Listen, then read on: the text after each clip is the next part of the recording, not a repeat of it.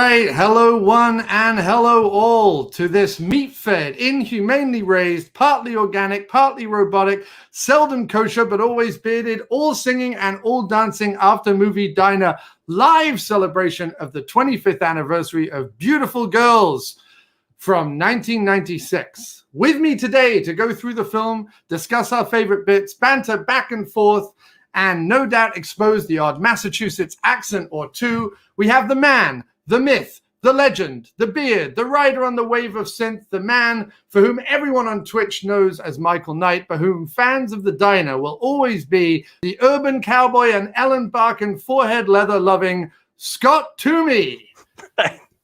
How does one follow that intro? It is impossible to do so. It's happy fantastic, to be here. Sir. It's fantastic. Happy to have you.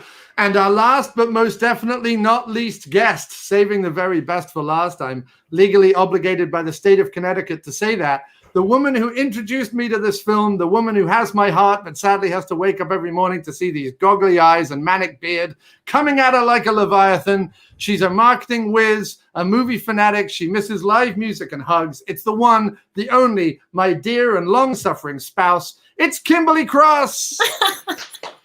I don't know what to say. I think I was expecting something really weird, and I think we got it. So awesome. What we got is something really weird. So as we are talking today all about Beautiful Girls, let's just remind people what the movie's all about and play the trailer. Here we go.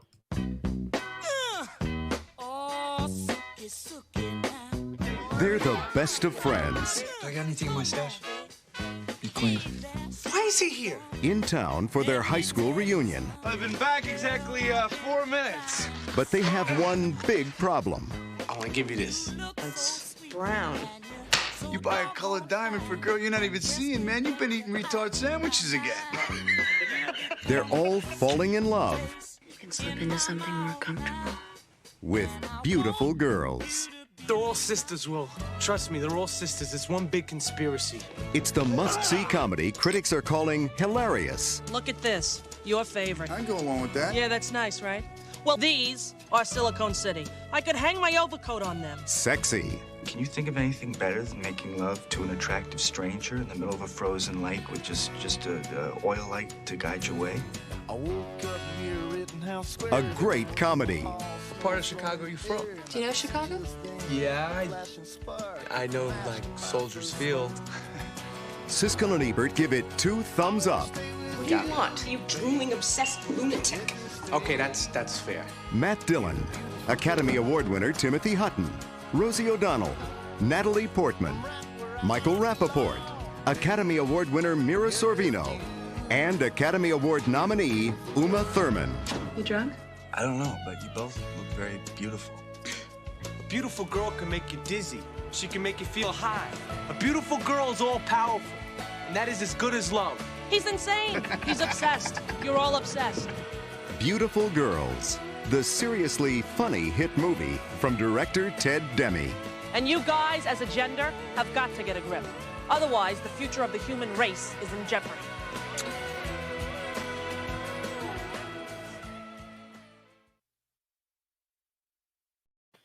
The voiceover on that trailer from the 90s, that is the voice that if I want to do a sketch where I do kind of the quintessential American goof, that's the voice I do, you know what I mean? And they're all in love with beautiful girls. Like, I haven't seen that trailer in a long time. It has been a long time for me as well, until today, obviously, when I put this all together. But I feel like that trailer was on every VHS we rented in the mid-90s. What's your feeling, Scott? Yeah, probably. I would say Miramax for me in the 90s, mid-90s was like the golden age of my favorite movies. So it's no wonder that this one is on the list. Right. Yeah, definitely. And I think it's funny, right? A lot of us are in that arrested development of going on about the 80s. And I still feel there's a lot more to mine in the 80s. But I've slowly seen in the last couple of years of internet banter with film fans, the 90s is coming in, man. It's about to have its moment, I think. As movies like this turn 25 and 30, I think we're going to start seeing some 90s appreciation in the way that the last decade we've been seeing a lot of 80s appreciation. Sure. So first memories of the movie. Kim, how did you first come across the movie Beautiful Girls? Wow. I was a freshman in college, and some best friends and I went and saw it. So I saw it in the theater. And we just fell in love to the point of like waiting for it to, I remember it coming on like one of the big channels finally, and getting to record it on VHS. And then we always had it. Like before we could buy it, I remember recording our own. And while at college, we just rewatched it and rewatched it and rewatched it. And even coming home that summer, I remember coming home and friends at home having watched it, and we watched it. So I just loved it. I remember that year very, very clearly. And just we would just recite lines all the time from it, and we carry that into our adulthood. But yeah, it was freshman year of college for me. And Scott, how about you? Is it a rites of passage? Does everyone born and raised in Massachusetts have to watch this movie? Believe it or not, I don't know a lot of people that talk about this movie the way that we do. And I've got a coworker who's a little bit older. He's in his 50s, and he's a big fan of this movie. But yeah, I don't know very many people that know this movie the way that we do. Mm-hmm. For me, which is kind of weird, later years for me in college, I was heavily into the emo music scene. Okay. And a band called Taking Back Sunday, for one of their first singles that they ever released, was called Great Romances of the 20th Century. And the first time they released it as a single, it had Michael Rapaport's speech at the beginning of it. Oh, and wow. I didn't know what it was from. I had to kind of, research and figure that out. When I found out it was from this movie, that then led me to seek out the movie and watch it and own it on every format that it is available on. Mm-hmm. And since then, I would say that was 2003. So since then, I pretty much watch it every year religiously around this time. So some of the comments we have in the chat, people are talking also about the movie Singles, which I know, Kim, you're also a fan of. And I feel like there's a few of these sort of ensemble movies from this time, certainly off the back of, Kevin Smith's films and Richard Linklater's films as well, which kind of brought kind of guys sitting around having a chat. Even if you look at it like Reservoir Dogs, that whole kind of Miramax indie scene was all about dudes sitting around talking about pop culture. That's kind of the whole 90s kind of Swingers. Indie scene came about that. Swingers, right. One of my all-time favorites. It's a great call. But and a Facebook user is saying that, and I'm not sure who it is, but says it was a return to 70s sensibilities. I guess I can kind of see that. There was in the sense that it's character and dialogue driven. Sure. I still feel they're very 90s movies, but I know exactly what they mean. So let's get into it then. Favorite scenes. Let's talk about some of our favorite scenes. Kim, why don't you go again and just give us just a smattering of some of the things that stick out to you as being really great in the movie? Well, let's just start with the title, the manifesto of what Rapaport puts into what the meaning of a beautiful girl is. These days, and even in that scene, it can seem creepy the way he talks about it. But it just sets the tone for like what these guys are all thinking. And I think really we'll get to it. But, you see that the movie starts to become kind of a lessons learned of these guys. And really the lessons come from the women.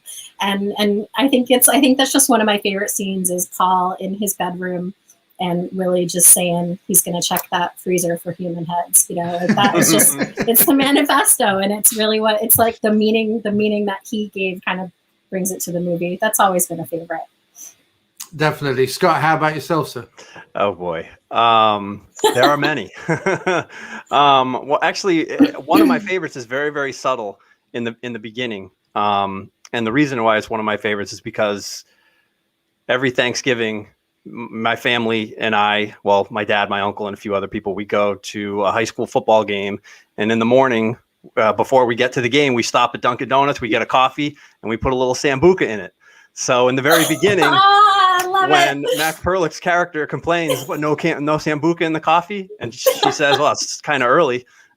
No, not for us. It's not. So No, right? that means it's a small one, but one of my favorites. I love that.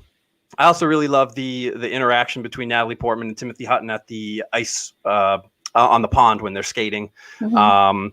A very, very touching and kind of sad, even though the relationship, I know we're going to get into it a little bit later, the relationship is a little weird and a little inappropriate, like bordering on it. Yeah. But I find that scene to be a really touching scene and a really good one, well written, well acted. So yeah. Another favorite of mine. I tend to keep. It sounds like I'm keeping with the more comedic, but again, driven to that meaning is Martha Plimpton at the diner when he's given her the ring, and she again a lesson learned, like where he says, this just take the effing ring, and it's just her again that lesson she tells him is just so on point, and it's so funny, and it's such a to me. That argument is such a natural feeling argument to me that almost didn't feel too scripted, and that's why I love it. Yeah, that's a great scene. I mean, I gravitate towards any scene with Michael Rapaport in it. I think it's very interesting. We're talking about this movie. So relevant. But talking about this movie 25 years later, and now he's this sort of internet social media sensation about him like swearing at Trump and stuff on Instagram and Twitter, and he's kind of become this thing. But what's funny is it's obvious to us now that that's just who Rapaport is. Like that's just who he is. Yeah. But he is so delightful in a movie like this where I feel like Beautiful Girls walks the line of not too much Rapaport. I think if it was all Rapaport, you'd probably be like, all right, enough, Mike, sit down. But they drop him in. Already the characters are saying, all right, enough, Paul. But you drop him in enough throughout the movie that you kind of sprinkle him throughout, and I'm constantly entertained. And I think between him and Max Perlich, it's just sort of the guy who I would like to hear more from. But again, you see just like little drops of him throughout the movie, and just this kind of like goofy friend of Matt Dillon's, which again plays from everything that I've learned speaking to Max last week for an interview, which will be coming out in the After Movie Diner on the 25th anniversary. I'm going to try and make it drop on Tuesday, because Tuesday the 9th is the 25th anniversary officially of Beautiful Girls. But talking to Max last week, the relationship dynamic between him and Matt Dillon in the movie is very much carried over into real life as well. So that probably makes my favorite scene the scene in the diner at the beginning. Not only it's in a diner as well, obviously, but the scene in the diner with like Rapaport, Dillon, and Perlich at the beginning, just for the facial expressions, the quotes, the stuff they're talking about, everything. Like that's my favorite scene because it's kind of got the two goofballs in it. And I'm a big fan of lovable goofballs. So I've moved that on to favorite characters then. That's certainly, like, I probably couldn't pick between the two. Max Perlich and Michael Rapaport are probably the two favorite characters. I think Tim Hutton's character is probably the one I'd most like to spend time with in real life, just because he feels like a lot of my friends back in the day, more so than the others. But Rapaport and the Perlich are the ones that I like watching. So Scott, how about you? What are the characters you either most like watching or most like to hang out with? I'll take the obvious one, and I'll go Rapaport for sure. He's the scene stealer in the movie for me. Every time he's on screen, it's just what is he saying now? What is going on here? Right. And I think I'm going to go in a different direction, and I'm actually going to say Noah Emmerich's character of Mo. Man. Stolen. Sorry. Oh man. Well, you can have the same one. Can we swear on this? Can we swear? You can say whatever the fuck you like. Fucking Mo. Fucking Mo. Yeah, I don't know. I really enjoy him. He's a character who he wants to kind of still be that guy that his friends all are, like having fun and going out and having a couple of pops or whatever. But he's the only one amongst them who's married with a family, and so he also has a side of sensibility to him, where he is kind of waiting for his friends to catch up to him. Yeah, and I like that about him. He's not too complainy either. He's a good friend. Yeah. No, but very often you get that male guy who's married in a movie like this, and all he goes on about is like his ball and chain, or the wife back home, or whatever, driving me crazy and stuff. And I don't feel like he's like that. I feel like Mo loves his family, loves his wife, gets it.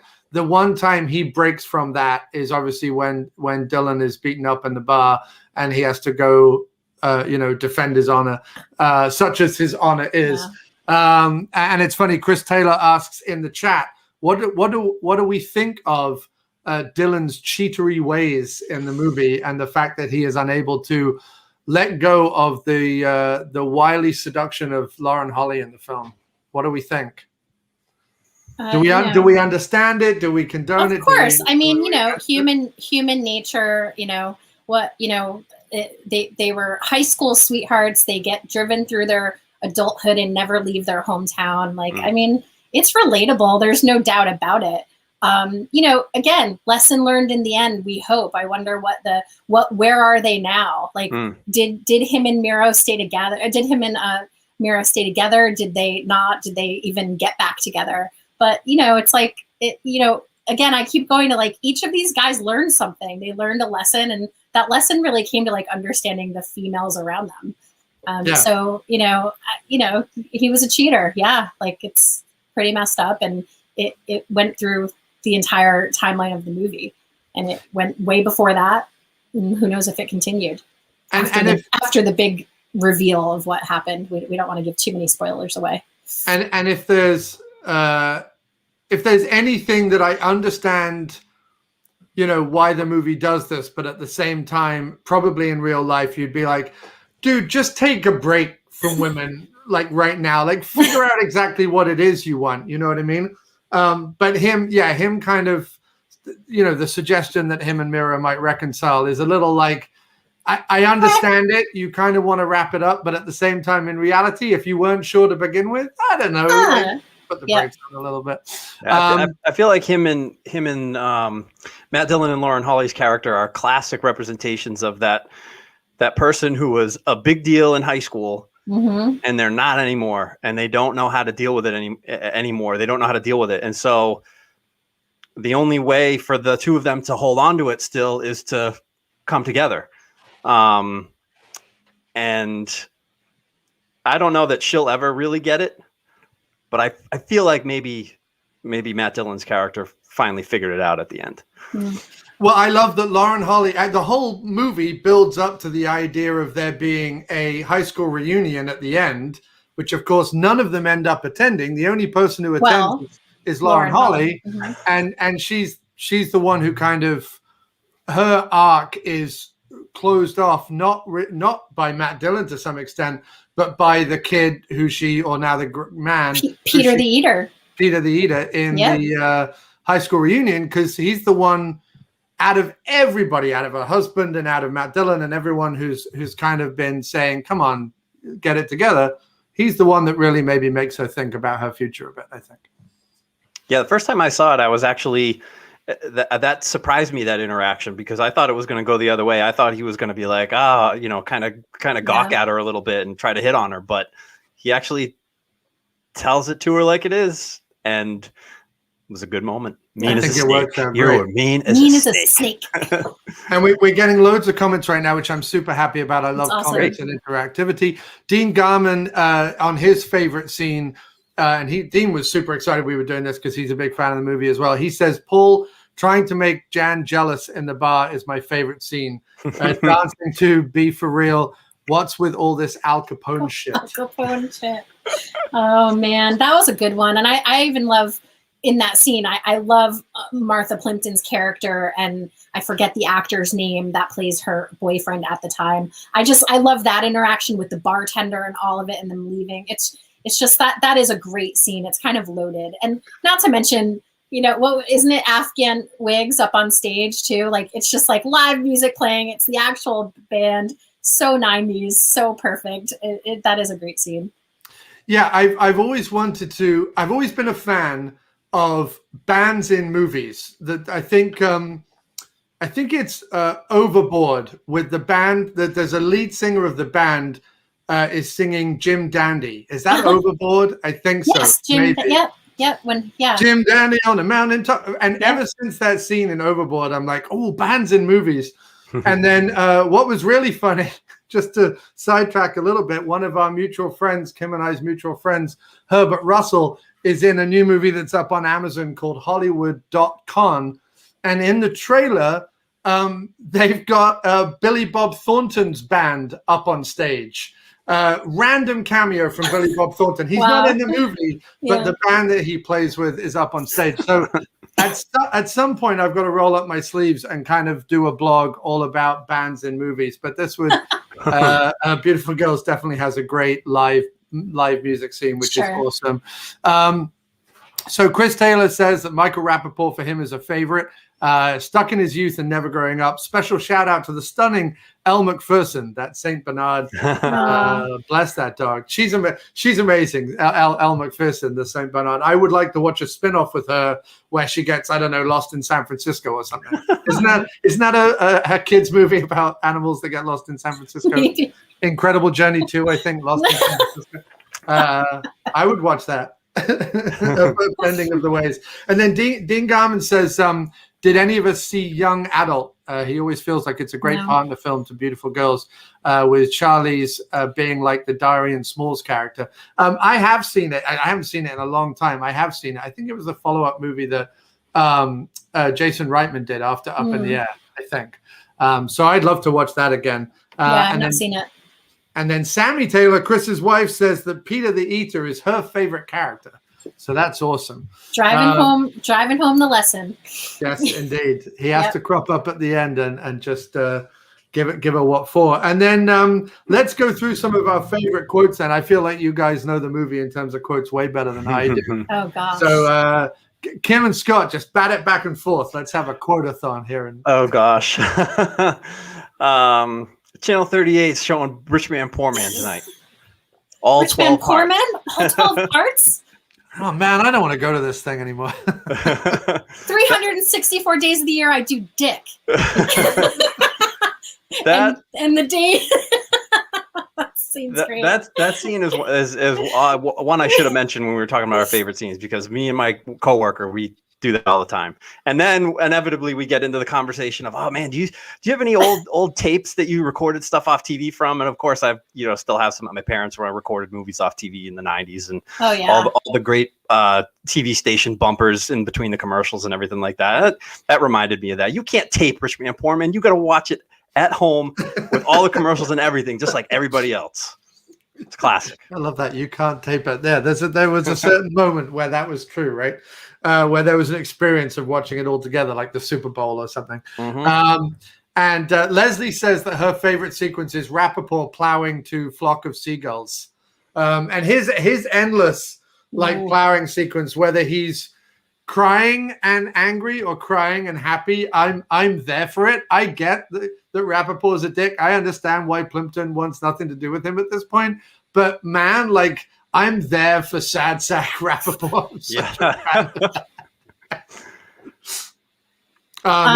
That's a good part when he's uncovering the door. Yeah, yes. and also just the plowing scenes are a big thing for me. Backtracking a little bit to favorite characters and roles in the film, going back to Dylan, but in the natural, what they do as a profession, that is nostalgia for me. Growing up in New England, family members, my cousin plowed every snowstorm. I used to wake up early as a little kid and plow with him before school would get called, whether it's late or canceled. And we'd plow at 5 to 7 in the morning, and I'd either get dropped off at school or I'd get to keep plowing with him. Mm-hmm. And some of those lines about that, someone's got to go sand his lots. When Dylan's in the hospital, and just all that kind of speak that's so New England, or at least Northern, it wasn't even filmed in Massachusetts. I know we'll get to that, which is so sad to me that they couldn't just pull that off. But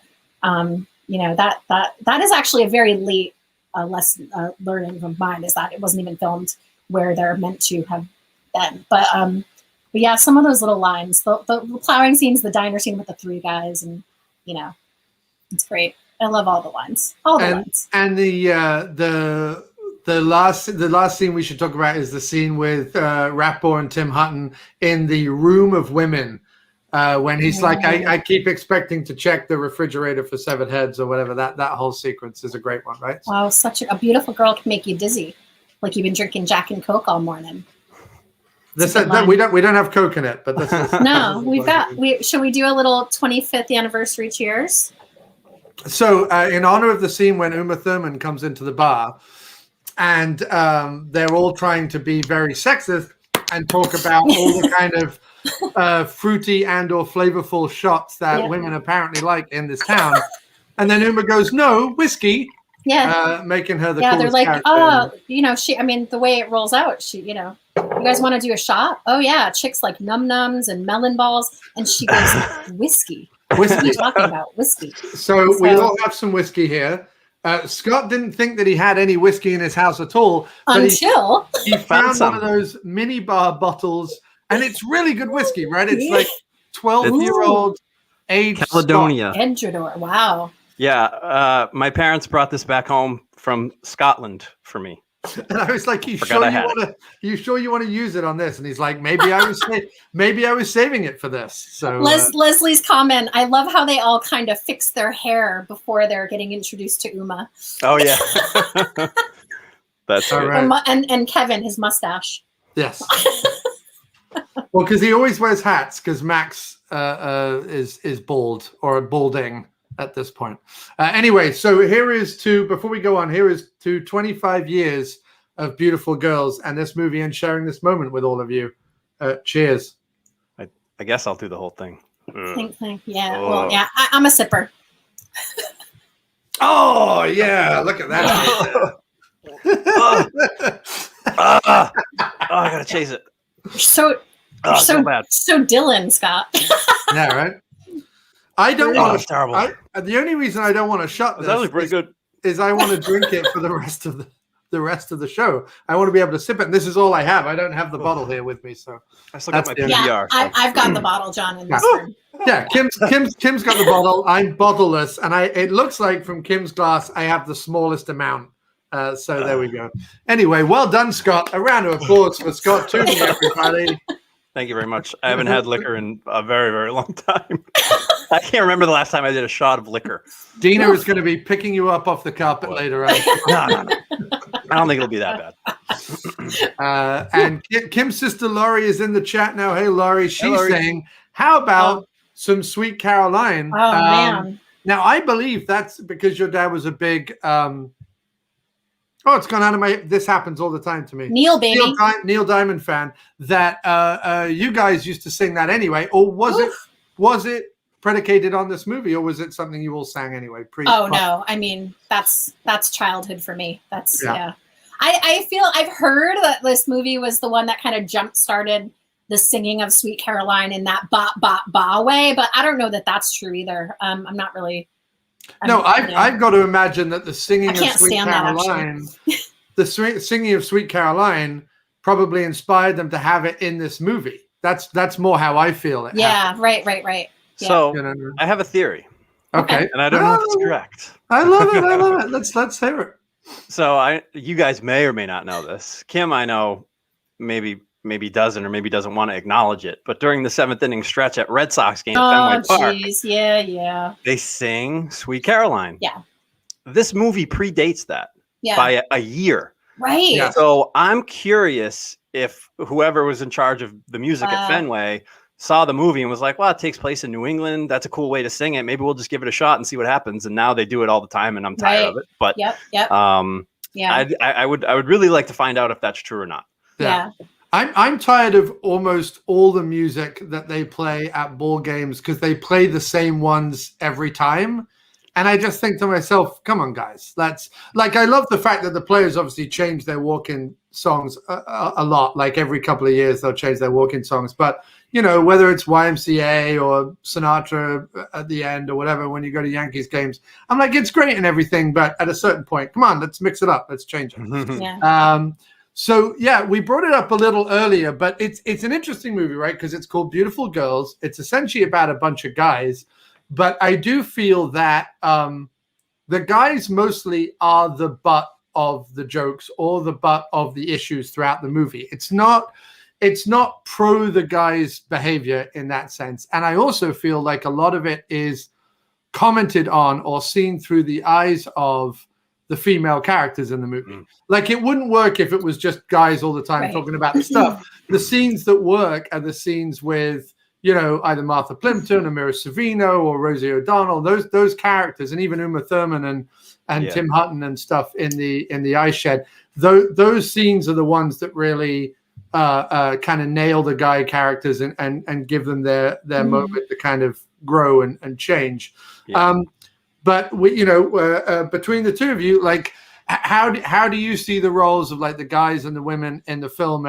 And I guess Kim, as a female, what draws you into the movie in terms of the battle of the sexes element in the movie? Well, it's similar. It's a little bit of what I was saying earlier. It's that these guys are kind of flailing through their lives in these kind of uncertain times, and you know, their early midlife crises of, you know, being a, you know, late 20-something male coming back for a reunion. Only one's coming back. They're all kind of in their hometown. And it's like their uncertainty of like, what is in my future? Like, what am I meant to be? Am I the guy that I thought I was? And again, I think all these instances with the females in their lives, one being married with children and being so much more of an adult than his counterparts and his friends, but wanting to kind of still live their less mature lives. These lessons come from the women. It comes from these relationships that they have. And that's what I feel like. That's why I feel like this movie is very naturally written. It's so naturally written to me. Like, there's these little moments, and some of these scenes are the smallest scenes too, that I just feel like could have been unscripted and could have been like, just let's roll with it. And maybe that was inserted in, I don't know, but it seems like that to me. And as a woman, is it tiring to just be surrounded by floundering guys for like the first 30 years of your life until some of them start figuring it out? You know, I grew up, it's funny. I have 3 sisters and no brothers. And my family is all women with men that have married into it. My dad had 3 sisters. My mom had 5 sisters. We had no uncles that were direct siblings of our parents. We were kind of a family, a matriarchal family, and driven by women like our whole lives. We didn't even have grandfathers growing up. They died young. But at the same time, I was surrounded by men, like my cousins, some of my best friends growing up were boys. Like I had boys as some of my closest friends, especially younger and into my teen years. And did I not get really close girlfriends that I had? And this kind of, it brings me back to those times being, you know, I grew up like a tomboy anyway. And I don't know, these guys just seem so natural to me. They feel to me, and I think my sisters and some of my friends that know this film and love it with me agree that there's this nostalgia about this group of people. Like that we're like, we kind of know those guys. Like we kind of grew up with them, or they were in our family, or one reminds me of my cousin, or what have you. And so it doesn't make me uncomfortable at all. I know there's some parts of the film that, especially nowadays, could, you know, the male female relationships shown in the film, the younger, the older, you know, generational crossovers there are a little teetering on the inappropriate lines, but it doesn't make me uncomfortable because still I do find that to be human nature.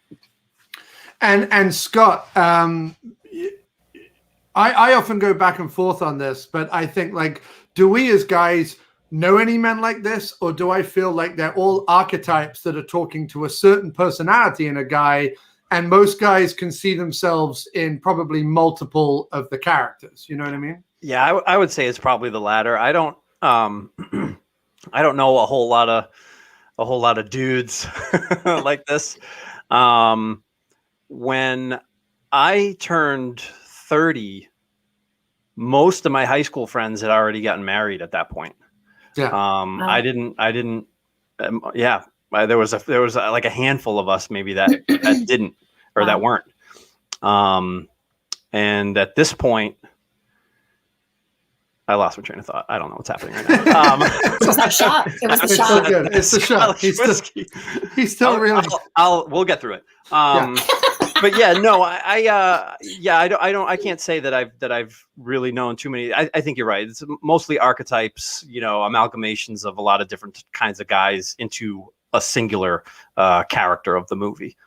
Yeah, it's funny. We were watching High Fidelity again recently. We had just come off watching the Hulu TV series, which was fantastic, which obviously gender flips and changes some of the characters around. And that was a really interesting take on it. And I loved that. I thought that was really great. But we were also watching the John Cusack movie, and just kind of some of the stuff he goes through and some of the stuff he talks about in terms of relationships kind of rang very similar to this movie. And we sort of watched them close together as well recently. And, I started to kind of think back, and I'm like, well, no, there were people in my life growing up that had elements of this. I mean, obviously it's slightly different for me growing up in England, because there is a slightly different, the English laddish sensibility, what we call like a laddish or blokey sensibility. It is different. It's not that we don't recognize the guys in Beautiful Girls. Like, I get it. I understand, like, especially blue collar or lower middle class kind of small town America is pretty similar to kind of blue collar small town Britain. But there's just, I think probably the laddish guys, the blokey guys in England, when they get, a few beers in them and they're talking about women, are probably even more disrespectful than the guys in here. I hate to say it. Sure. But at the same time, I think that when they're talking about like serious relationships and trying to take the plunge and trying to figure out what they want to do and are probably more closed off and more cold and more maybe quietly neurotic than the characters are in this film. They're probably similar more to the characters in Diner, which is another kind of movie that came out that's kind of about a coming of age thing, but obviously set in the 50s. But in terms of like recognizing the guys, like I say, the one that kind of rings closest to the guy that everyone I knew wanted to be in our early 20s, it's probably Timothy Hutton. It's like, how do I live in New York, play the piano in a bar, have an incredibly attractive lawyer fancy me and want to be with me kind of thing. It's kind of a brooding artist. Yeah, you know what I mean? Like, how do I wear a long coat, long black coat, and kind of shop around? We all wanted to be a combination of either John Cusack in every movie John Cusack's ever done, or Tim Hutton in this movie. Without the bad snow shoveling technique. Right. But in all honesty, we're probably more like either Mo or Max Perlich. Like, that's like, we're more like Noah Emmerich or Max Perlich. Like, we're either more kind of just the quiet, faithful kind of guy, or the little like nerdy, hey, can I be friends with you kind of guy that people are like, oh, all right, whatever. Like, we're probably more those guys than we are the like uber cool, nothing matters, hey, whatever kind of characters. But it's funny. And then that kind of moves neatly on to when I was talking with Max last week. One of the things that kind of hit me about the film is that it's a very pure ensemble film. There isn't like one leading character in it. However, in terms of leading men at the time, and in terms of who the movie is trying to position as like the leading man, it's interesting because it has two. It has Tim Hutton and it has Matt Dillon, both not necessarily heroes, but both leaders of their own stories in the movie. And you could probably pull out Tim Hutton's story on one side and Matt Dillon's story on the other. And while they connect at the beginning when Tim comes home, and while they connect at the end, obviously, once what happens to Matt Dillon's character happens, there isn't that much crossover between the two storylines in the thing. So I guess talk a little bit about kind of the Timothy Hutton, Matt Dillon, two leading men dynamic of the movie, and how it works for you guys. Kim, start off, or Scott, whoever has a... Yeah, I mean... It brings me to that when they have that truck ride together too, and you can tell there's distance between these two guys that want to stay friends. But the whole Matt Dillon, like, when you said you were going to come visit, you're not, you didn't come. What happened? I don't know what happened. And it's just that absent-minded male thing of like, well, I've, life, like I've been up here and, I'll come this spring. Like it's this kind of flighty sense of like, they're trying to figure out, I think, really who they are, why they are where they are. And I don't know. I mean, their stories aren't too dissimilar from each other. They're figuring out, like, I think dilemmas that, and I use that plural for both of them, dilemmas that have kind of been holding them back. Timothy Hutton has this great girlfriend and, she's successful. And in a way, like, is that his meal ticket? Can he just kind of be happy with her? Because he might be able to be that piano player, which is really all he wants to be, and still be with this great woman. But is he really in love with her? And is that really the life that he wants anyway? And Matt is struggling. Well, his character, the Birdman, is, like the Birdman, struggling with multiple relationships that he can't shake. And he's, also not even sure that the one he's in is the right one. And until, not to give things away. And, just that struggle, they're very similar, right? They're just like kind of figuring out, these guys are figuring out who they want to be. And so I don't think it's all that different, the challenges that they're both seeing. And they relate to each other, but there's a distance between the two of them. There's no doubt. I've spent some time, so I rewatched the movie a couple of nights ago, and I've spent some time trying to figure out like which of these friends is the glue that holds the group together. You know what I mean? And I can't figure out who it is. Like, I can't figure out how, because Timothy Hutton's character and Matt Dillon's character are very different. Matt Dillon was the star athlete. He was a big shot in high school. Timothy Hutton's character strikes me as more of the artsy type. So I'm trying to figure out which of the guys was the one that kind of, brought that group together. I feel like it might have been Mo, because he seems like the type that's just like friends with everybody. Yeah. And that's how they came together. But that's one of the things that I've been trying to figure out like the last couple of days since I rewatched it. Well, Mo's where they gather too, like Mo's kind of that father figure to these guys. Like it's almost like he's older than them, right? Like he's like, he's not, he's the same class as they were, but you almost think he's like the college friend that, is married already. He's the one who picks him up when he comes into town. Yep. They're the ones that host the pre-party, there's that, and there's that adultness in that, like having a family, they're able to host as adults and have all their friends gather. But it's very, it's like kind of like a father figure to these guys that relationship holds. I don't know, Scott, there's a part of me that wants to go back and say, I think Kev is the one that holds them all together. I think it's Max Perlick's character. Could be.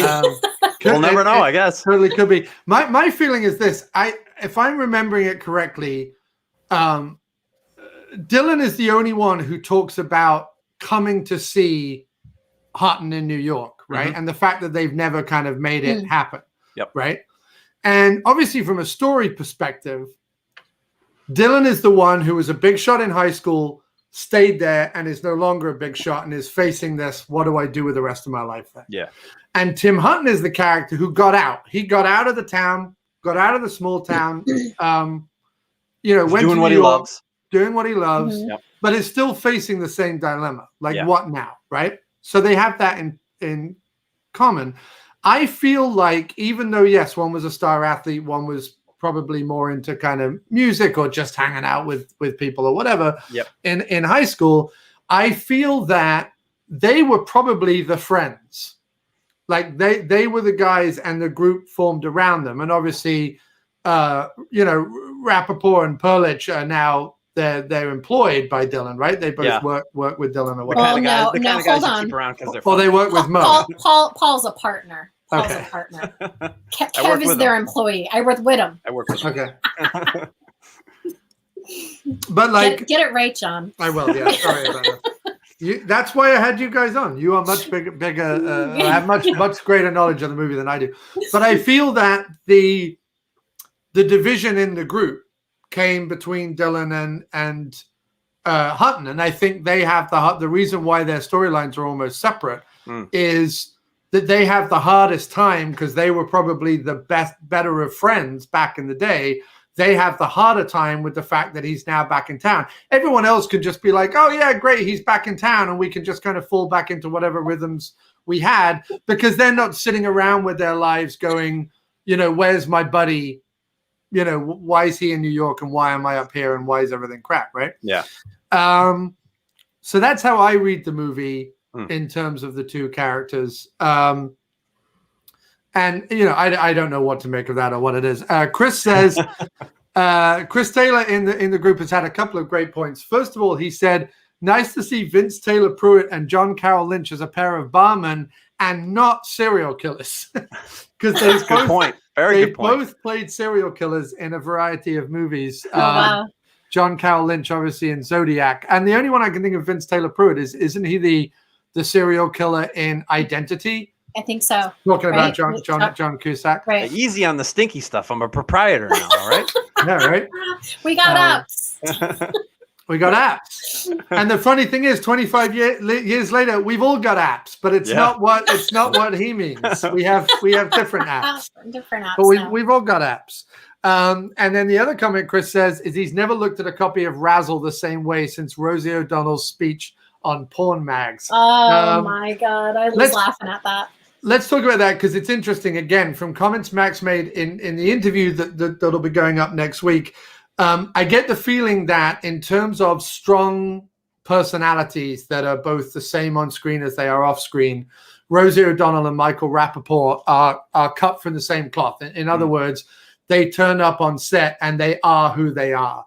And in fact, Rosie O'Donnell, who was obviously sort of very famous at the time, literally was only on set for a few of the scenes she did. She kind of flew in, did her bit, and flew out again. Whereas the rest of the cast got to Minneapolis about anywhere between 2 months and a few weeks, depending on who it was, in the lead up to the movie. Perlich tells a great story, and I don't want to spoil it too much, about him and Dylan competing for record store pickup. So Perlich got to Minneapolis like a month and a half before the movie started and was like troweling the record shops because he was a big fan of Cuban jazz. And when Dylan rang him up and was, because they'd both been in Drugstore Cowboy together, and was like, hey, how's Minneapolis? He was like, oh, I'm doing a bomb around all the record stores. Apparently Dylan was like, I'm there tomorrow. Flew in and started telling the record store owners that he could afford a lot more expensive prices for the record. So apparently he jacked up the record price. But they were all hanging out except O'Donnell, who kind of flew in, did her bit, and flew out again. Yeah. But they said that when she flew in, she was definitely like that character in the same way Rapaport was. Like, you drop her in and there she is. She's kind of loud and bombastic and whatever. Yep. And I do feel that the scene in the drugstore where she's looking at the porn mag is, it feels like something from a stand-up act that she was like, let me just do this. Like, it'll perfectly fit. Yeah, like a bit. I feel like all of her stuff in the movie are kind of bits that are kind of dropped. Well, she does, her pieces are very driven by like having a monologue of sorts, like she, even when they're consoling Mira Sorvino in the hair salon, she really is telling this story, and it's all her telling, kind of telling her what may become of her, which is hilarious. But her pieces are very monologue-y to me. They're driven by her, and then she kind of she leaves the scene, and it goes on with more chatter. And was she a stand-up? I know she hosted like a daytime talk show, and I know she did movies. So. She was a stand-up. That's where she comes from, that world. Yeah, so that kind of makes a little sense. It's kind of like those early Dennis Leary movies. He gets dropped into movies, and he's like Dennis Leary, and then he like it's kind of like that a bit. The thing that is interesting to me about Rosie O'Donnell's character, to these guys, she doesn't pass the eye test. And so it's almost, I mean, as she's walking across the street, it's almost as if everything she said to those two guys, Tim Hutton and Matt Dillon, goes in one ear and out the other. Nice, that's great ass. That's all they think about after she's done. And then it takes somebody like Uma Thurman, who does pass their eye test and tells them these things.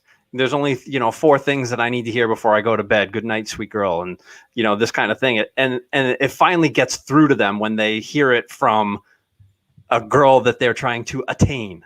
You know what I mean? Mm-hmm. I always found that to be pretty interesting. Yeah. And I love the way the scene is written, because it's not some big spiel about, Rosie ODonnell's scene is a big spiel about, it's not what's on the outside, it's what's on the inside. Yep. And the other part of her spiel is, if you're looking for the big TNA, it's going to come on a big woman. It's not going to come on a tiny waif of a woman. It's going to, if you're looking for the curves, naturally.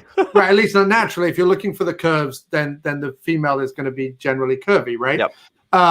So they're kind of like the 2 points. She's like, if your ideal of beauty includes these attributes, then you're going to have to also love internally, because these attributes it's not going to last. Yeah, don't tend to appear. But what I like about the Uma Thurman scenes is that not only throughout the movie is it her personality that is ultimately more attractive to the guys, meaning, yes, she's obviously a beautiful woman, but from her saying like, whiskey, we have shots of whiskey, from that to being like the woman who can hang out in like the ice shed and talk philosophy and love and sex and all that stuff. Helping out Rapaport at the bar,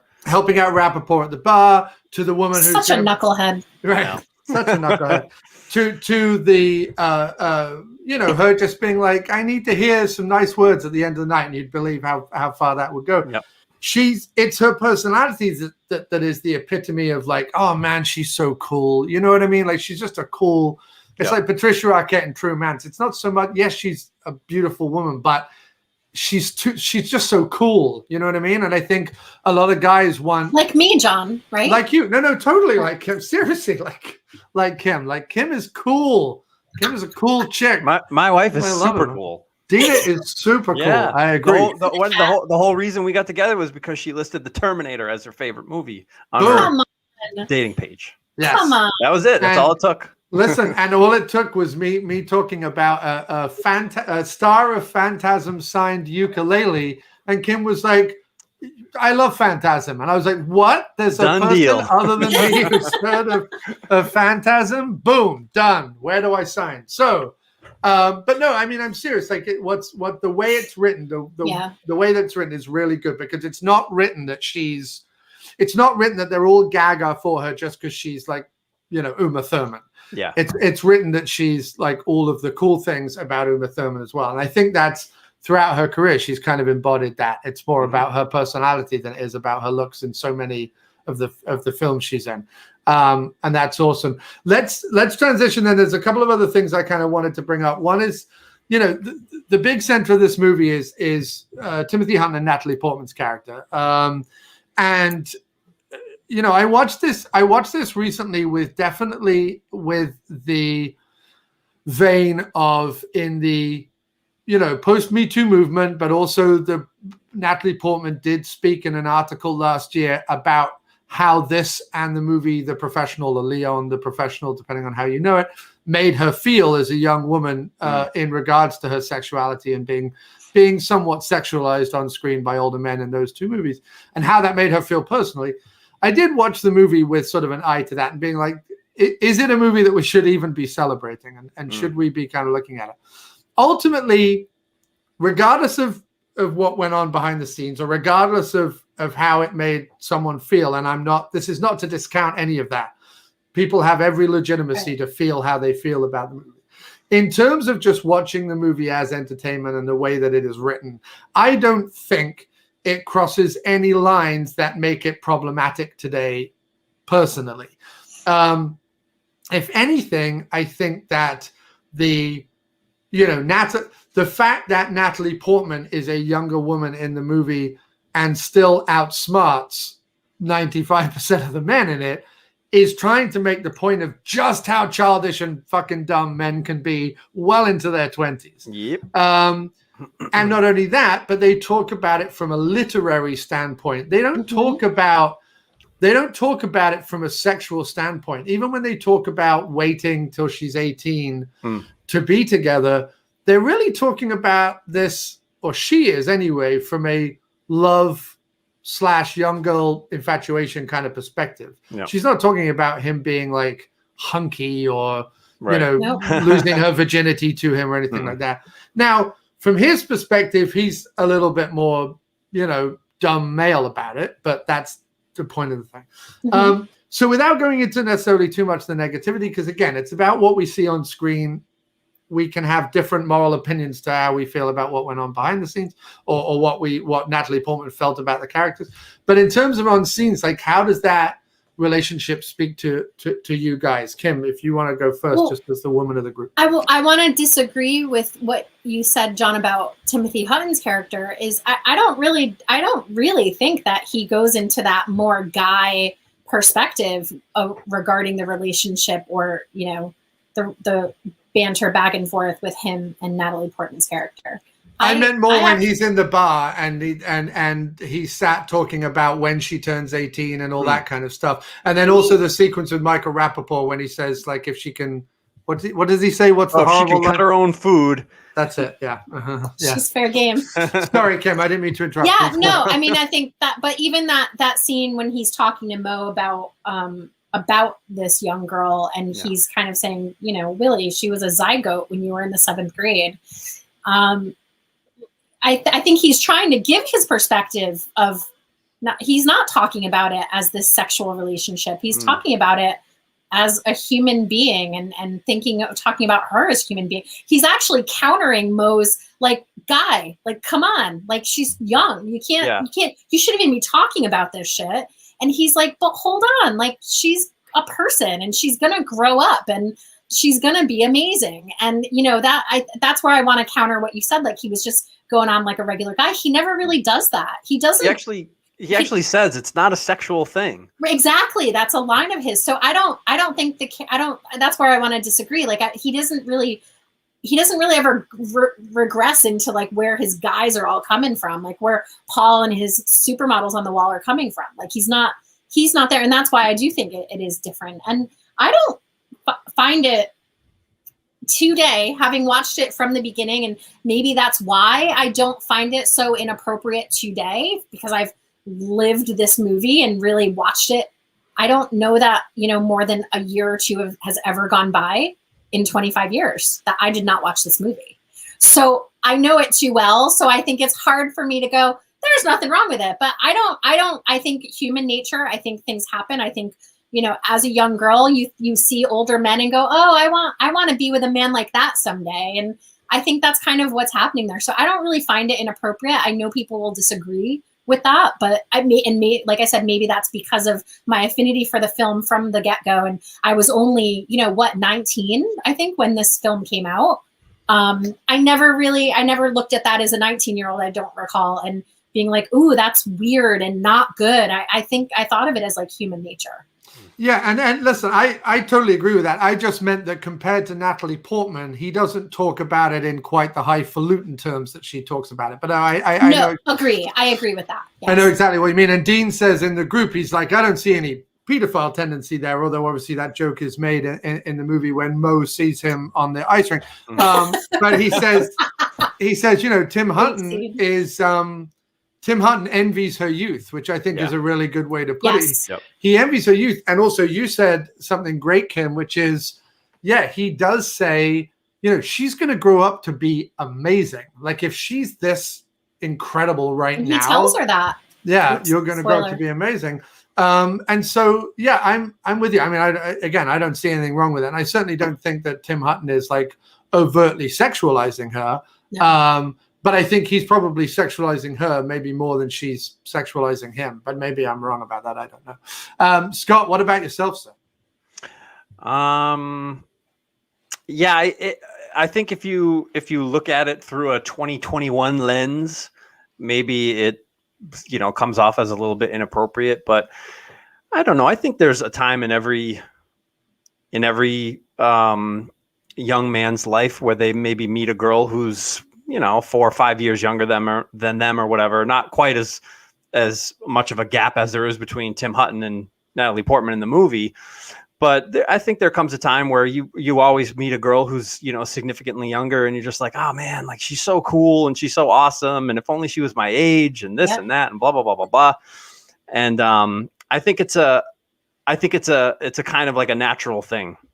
No, completely. That happens. And I think, you know, while I am definitely pro a better working environment for everybody in reality, and everything that the Me Too movement and other movements have stood for, in terms of reality, I do think art needs to speak to emotions and real situations that do happen, especially during adolescence and so on, where both men and women, as they're growing up, experience certain feelings, or, you know, looking up to people, or, you know, whatever it is, or infatuations or love or whatever, that they either can't explain or need to explain or whatever. And part of art is showing that, so that whoever's feeling that thing doesn't feel so alone, or showing it, in the case that this movie does as well,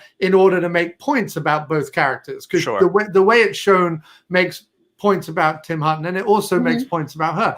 And so I think we walk a fine line between, you know, reality and fiction. Fiction and art have to be able to show sometimes things that society, when acted upon, is deemed negative or inappropriate, but when thought about or felt about, needs to be talked about, in order for people to not, when they're 13 and they infatuate over someone older, I agree, don't feel weird about it, or don't feel like it's the wrong thing to do when they're going through puberty, to suddenly have feelings about older people or different people or whatever. And let's not skim over the fact that, you know, in the movie, Timothy Hutton, his character is the one that ultimately is just like, you know, we can't do this. I don't want to be a poo. I don't want to be a poo. Yeah, I think Dean said in the chat, later poo. And Chris Taylor says that the Christopher Robin and Pooh story is absolutely heartbreaking. And I love that it's a movie that can reference Winnie the Pooh and Romeo and Juliet, all in the same sequence. No literary references left unturned. No literary references left unturned. Exactly. So a couple of things just before we wrap it up. So in the next kind of 10, 15 minutes before we wrap this thing up at 5:15, let us talk about, first of all, Scott, this is really going to be you talking about this. The Massachusetts of it all. So it's a movie that's, you know, it takes place in a small town, blue collar Massachusetts town, right? Obviously in the midst of winter. I think we were talking recently, like it's post New Year, but pre high school reunion, and it's probably just in that kind of gap, January, February time. And see, I think of that as November. Like, I think of high school reunions always being the Thanksgiving, between Thanksgiving and Christmas. Yeah, because everybody's going to be home. Everyone's home for the holidays. A lot of high school reunions happen. Yeah. But they don't mention Thanksgiving or Christmas or anything like that. Well, they do. They do mention Christmas. When Dylan and Hutton are driving in the truck, he asks them, "What'd you do for Christmas?" And then he says he went up to Tracy's parents and met her parents in Pennsylvania. All right, so maybe that's why it feels like after the New Year. Yeah, okay, I feel like it's after the New Year. Yeah. But it's obviously filmed in Minneapolis or Minnesota, a small town in Minnesota, and it stars almost 98% New York actors. I looked them all up. And apart from Max Perlich, which I believe he's from Ohio, I think everyone else is from either upstate New York or New York City. Almost all of them are. Yeah. And most of them make no attempt to do a Massachusetts accent. So, which I like. I actually like that. Okay. So Scott, Chris Taylor says he thought it was February, as the chemist has a Valentine's poster in the window. Okay. There we go. Details, Good detail. Good detail. Way to go. Way to go, Chris. Figuring it all out. And that would make sense in the lead, like to be talking about beautiful women or whatever in the lead up to Valentine's. So, Scott, in your best Massachusetts accent, talk to us about what they do right about growing up in Mass and what they get wrong. All right, guys. But give it. I can tell you a story, okay? We got the Celtics gear hanging up in the bedroom, and Timothy Hudson's bedroom. That's honestly the only thing in the movie that you can see that it's like, oh, this takes place in New England. There's Celtics stuff on the wall. Yeah. And Hutton's character wears a Celtics jacket, which I do appreciate. Yeah. Other than that, the only those Celtics references, and if you look it up, you see that the writer is, grew up in Needham, Massachusetts, which is about 45 minutes east of where I grew up. Yeah. Those are the only things that really scream out, this movie takes place in New England. If you take those away, it almost seems like any other blue collar town in either the Northeast or even the North in general. Because Dylan is a hockey prodigy, right? He was like his big high school game was not football or baseball; it was hockey, right? He was a big hockey thing. He was a hockey guy, so that's Northeast or Midwest or whatever. So although you have to go fairly north in New York to be like a hockey guy, don't you? Yeah. I mean, not to like hockey, but to be like, you would have to be like Buffalo, Rochester kind of area, right? Yeah, grow up playing on the ponds and stuff. Right. But I kind of like that it's not that you can't tell that it takes place in Massachusetts unless you really do the research and figure it out. Yeah. I like that the actors didn't try to do awful Boston accents or anything like that. Park the car in the harbor. I think it makes it a more accessible movie to people. Right. You can maybe you grew up in Wisconsin and this this reminds me of where I grew up. I don't know guys that fish inside of ice fishing huts. I don't know too many of them. No. But otherwise, it definitely reminds me of growing up in a small town in Massachusetts. The camaraderie between the guys. I mean, I've got friends from high school that, I went off to college and lost touch with a lot of them. But now that I'm, back in the area and living around, it's like we never, it's like we've been talking the whole time or been staying in touch the whole time. Yeah. I mean, I don't have much else to add. I agree with Scott in that I'm glad they didn't try to play that through and really try to manipulate, because it just often will fall flat, or it's something in the movie to talk about, like, oh, that is so not the right accent. Or so I agree. I think if they really tried to play that out, I don't know that it would have been successful. And this movie came out before that really became a thing, because I think I would point to Good Will Hunting as being like that first movie where they, made the movie in Massachusetts and tried to have the characters have very thick, Southie accents.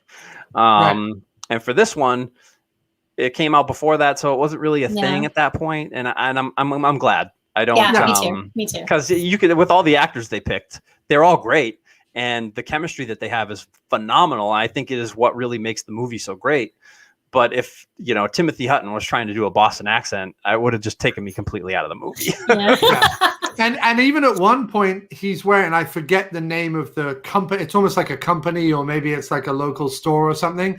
But he's wearing a Minneapolis shirt at some point. Like the back of his shirt says like Minneapolis something or Minnesota something, which I don't know whether it was a mistake or whether he just walked on set being like, I'm going to wear this. And I don't know what happened there. Just a big shout out to Berkeley Bookworm or Barkley Bookworm in the chat. Allison made it. For people who don't know, and I should probably pimp this right now, Scott does a fantastic synthwave DJ set on a Friday night over on Twitch.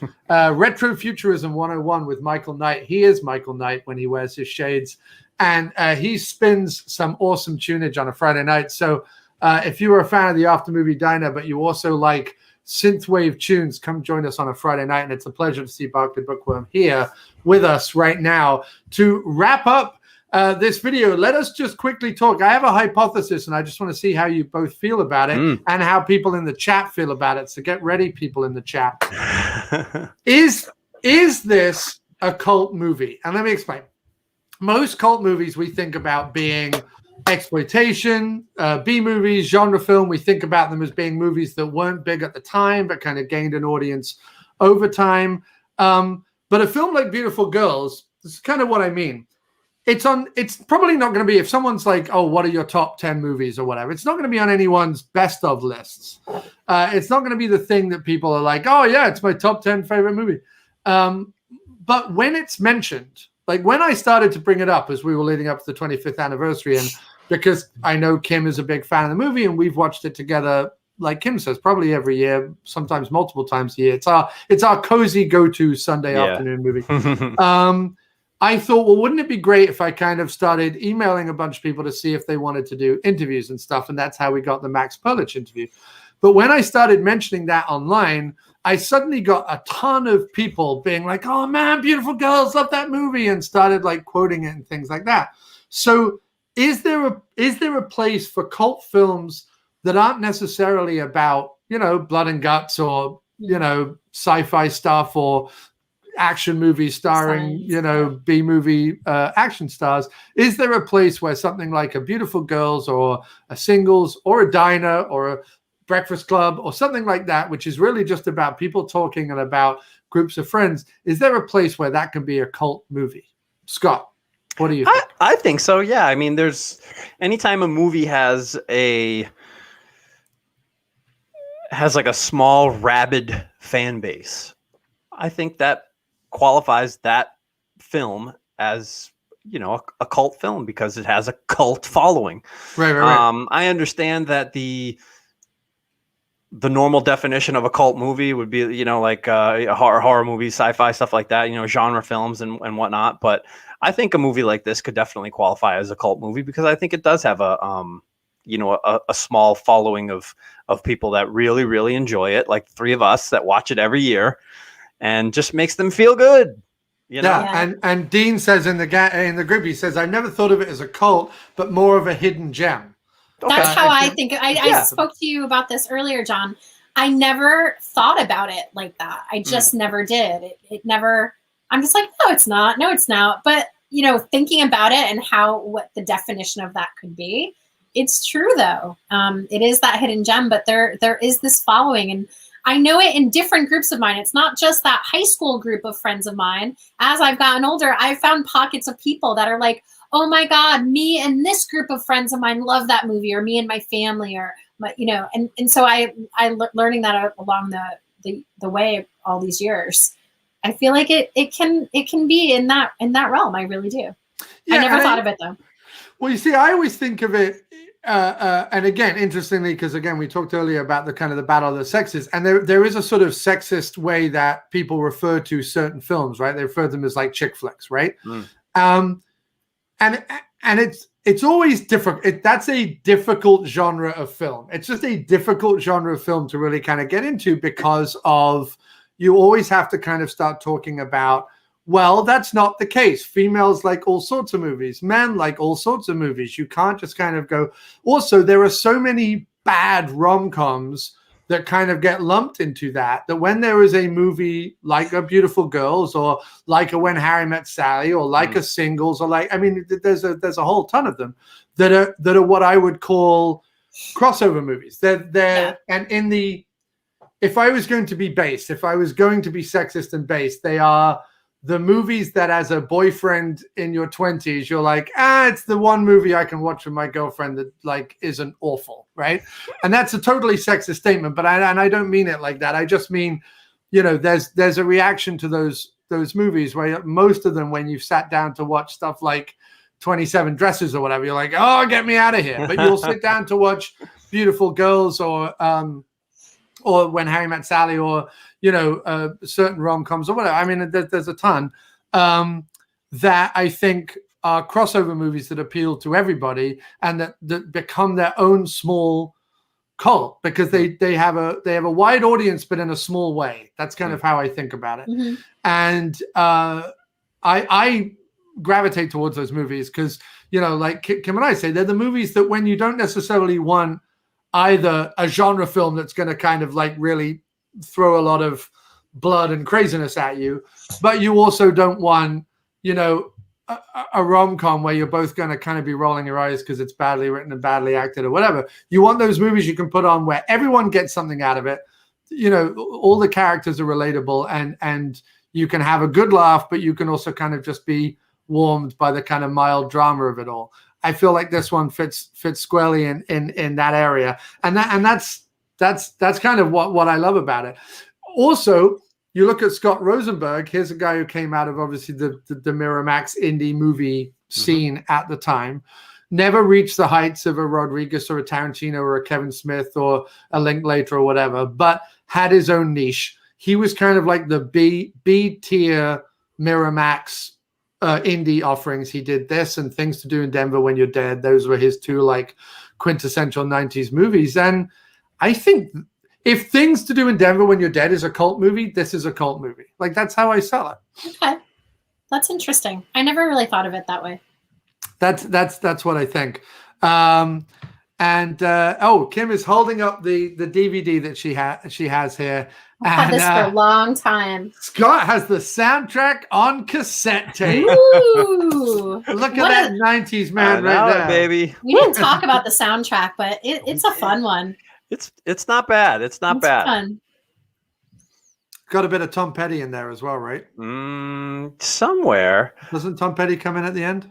He's certainly on the trailer. That's Tom Petty is in the trailer. Actually, there's no Tom Petty. There's no Tom Petty in this movie. No. The second half of the trailer has some Tom Petty. I thought I had Tom Petty in the end of it. Maybe I'm wrong. No, I don't think so. No. Okay. I don't think any of that's Petty. He did one of the 90s ones with Jennifer Aniston in it, one of these ensemble movies he did the soundtrack for. I forget what it is. So Dean Garman says he's never thought of it as a cult. It's a hidden gem, but it is in his top 10. So Dean Garman puts it in the top 10, which is awesome.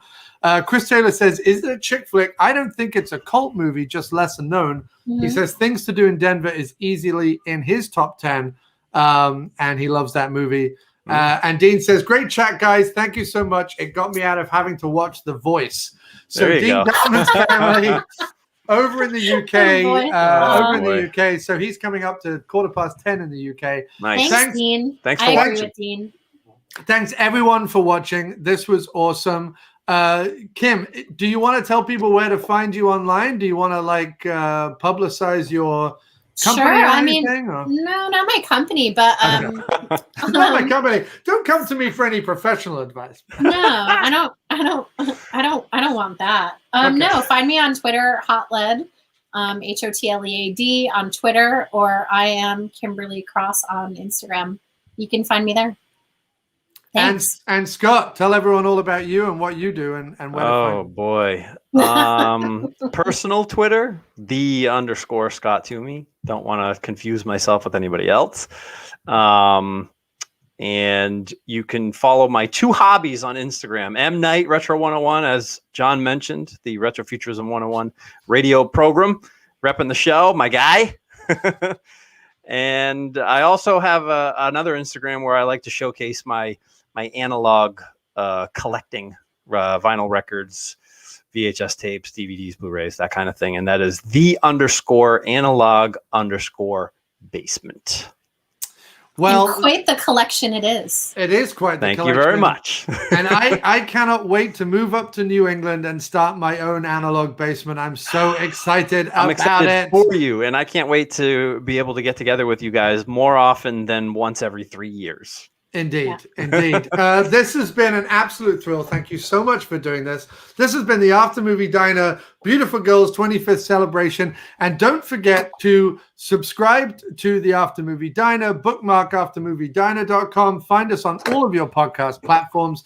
Wherever After Movie and Diner are put together on social media, that is me. So follow, like, subscribe, comment, share, all that good stuff, because it really, really does help.